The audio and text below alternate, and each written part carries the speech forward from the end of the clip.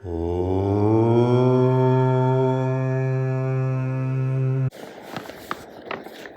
കാലമായി കേരളത്തിൽ ഹൈന്ദവ ധർമ്മത്തെ രാഷ്ട്രീയക്കാരും മാധ്യമങ്ങളും പലതരത്തിൽ അപകീർത്തിപ്പെടുന്നതിൽ മത്സരിക്കുകയാണ്. സന്തോഷം, നന്നായി, മത്സരിക്കട്ടെ. എല്ലാത്തിനും മത്സരം ആവശ്യമല്ലേ? ശബരിമല യുവതീ പ്രവേശവും ഗണപതി മിത്താണെന്ന പ്രസ്താവനയും ദേവസ്വം ബോർഡുകളുടെ അഴിമതിയും ധൂർത്തും സനാതനധർമ്മം വൈറസാണ് തുടങ്ങിയ ഉദാഹരണങ്ങൾ മാത്രം. എന്നാൽ ഇന്ന് ദേശഭക്തി ഗായനത്തിന് നേരെ പോലും വാളെടുക്കുന്ന അവസ്ഥ സംജാതമായിരിക്കുകയാണ്. എങ്ങോട്ടാണ് കേരളത്തിന്റെ പോക്ക്? നല്ലതിലേക്കാണ് കേരളത്തിന്റെ പോക്ക്. തീർച്ചയായിട്ടും നന്മയിലേക്കാണ് പോക്കെന്നാണ് എൻ്റെ വിശ്വാസം.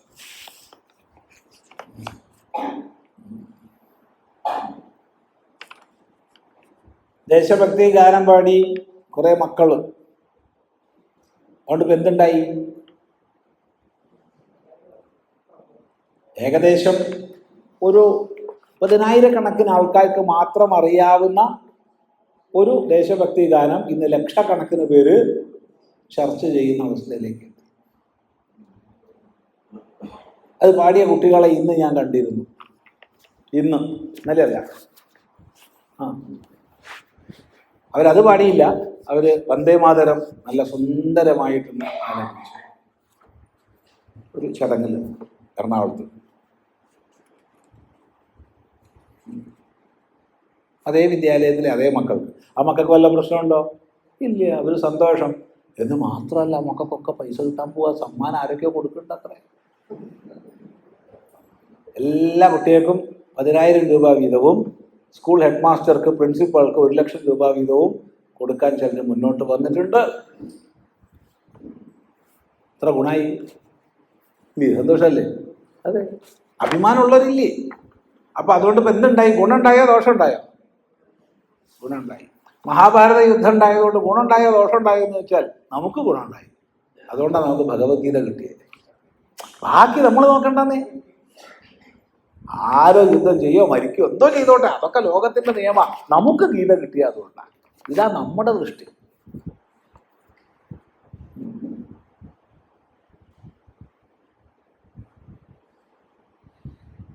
ഇപ്പൊ ശബരിമല യുവതീ പ്രവേശത്തിന് പരിശ്രമിച്ചു.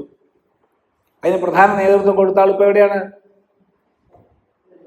സുഖമായിട്ട് മണി അടിക്കുമ്പോൾ ഭക്ഷണം കിട്ടുന്നുണ്ട്. വാസു ഉള്ളിലായി. നാളെ പുറത്ത് വരുമായിരിക്കും, ഇല്ലാന്ന് ഞാൻ പറയുന്നില്ല. പക്ഷെ ഇന്നുള്ളിലാണോ? ഇന്നുള്ളിലാണ്. പത്മകുമാർ പരിഭ്രമായിട്ട് ഇരിക്കുന്നുണ്ടാവില്ലേ? ഉണ്ടാവില്ല.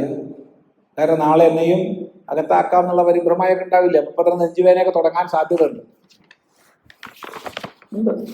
നമുക്ക് പരിചയമുള്ള ആളാണ്, വളരെ അടുപ്പമുള്ള ആളാണ്, സ്നേഹമുള്ള ആളാണ്, ഒക്കെ ശരിയാ. പക്ഷേ അത് വേറെ ഇത് വേറെ. സ്നേഹത്തിലൊന്നും യാതൊരു കുറവില്ല.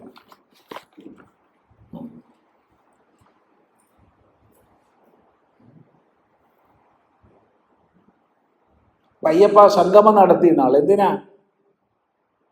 ജ്യോത്സ്യരുടെ നിർദ്ദേശം അനുസരിച്ചാണ്.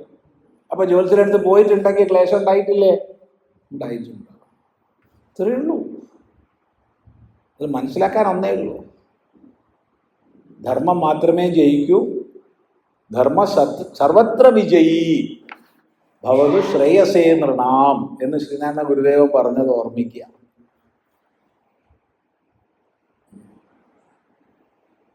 ധർമ്മയേവ പരം ദൈവം ധർമ്മയേവ മഹാധനം ധർമ്മ സർവത്ര വിജയീ ഭവതു ശ്രേയസേ നൃണാം. ഒറ്റ ശ്ലോകമാണ് ഗുരുദേവൻ. അത് ഓർമ്മിച്ചാൽ മതി. അതുകൊണ്ട് ഇതെല്ലാം നല്ലതാണ്. ഇങ്ങനെയൊക്കെ പറഞ്ഞാലെങ്കിലും ഒരു ബോധം ഉണ്ടാവട്ടെ എന്ന് ഉള്ളൊരു നിയമമായിരിക്കും. അല്ലാണ്ട് ഇപ്പം എന്താ പറയുക? അപകീർത്തിപ്പെടുത്താനൊന്നും ആർക്കും സാധിക്കില്ല. സൂര്യൻ ഇരുളാർന്ന വസ്തുവാണെന്ന് 1000 പേര് പറഞ്ഞുകൊണ്ട് അത് ഇരുണ്ടതാകുമോ? ആവില്ല. ചന്ദനത്തിന് സുഗന്ധമില്ലെന്നോ അല്ലെങ്കിൽ സ്വർണത്തിന് പ്രഭാപൂർണമായില്ലെന്നോ ആരെങ്കിലും പറഞ്ഞാൽ അങ്ങനെ ആവില്ലല്ലോ. പിന്നെന്താ പ്രശ്നം? ഇത് പറയട്ടെ. ഇതിൽ നിന്ന് നമ്മൾ മനസ്സിലാക്കേണ്ടത് എന്തുകൊണ്ട് പറയുന്നു? രാഷ്ട്രീയക്കാർക്കോ മാധ്യമങ്ങൾക്കോ പ്രത്യേകിച്ച് ഒരു മതത്തോടും ഇഷ്ടമോ അനിഷ്ടമോ ഇല്ല. ആദ്യം മനസ്സിലാക്കുക. ഒരു രാഷ്ട്രീയക്കാർക്കും, രാഷ്ട്രീയ ഭേദമൊന്നും അവിടെ പറയുന്നില്ല, ഒരു രാഷ്ട്രീയക്കാർക്കും ഒരു മതത്തോടും പ്രത്യേക ഇഷ്ടമോ അനിഷ്ടമോ ഇല്ല. ആര് സംഘടിതമായി വോട്ട് ബാങ്കായി രൂപപ്പെടുന്നുവോ അവർക്ക് അനുകൂലം നിൽക്കും, അവർക്ക് പ്രതികൂലം നിൽക്കില്ല. ഹിന്ദു സംഘടിതമായി വോട്ട് ബാങ്ക് ആവാത്ത കാലത്തോളം ഇത് തുടർന്നുകൊണ്ടേയിരിക്കും. ഹിന്ദു ഏത് നിമിഷം സംഘടിതമായി വോട്ട് ബാങ്ക് ആവുന്നുവോ അന്ന് ഇവനൊക്കെ മാറ്റി പറയും. ഇത് മാത്രമേ പരിഹാരമുള്ളൂ, വേറൊരു പരിഹാരവും വേറൊരു പരിഹാരവും ശ്രദ്ധിക്കുക.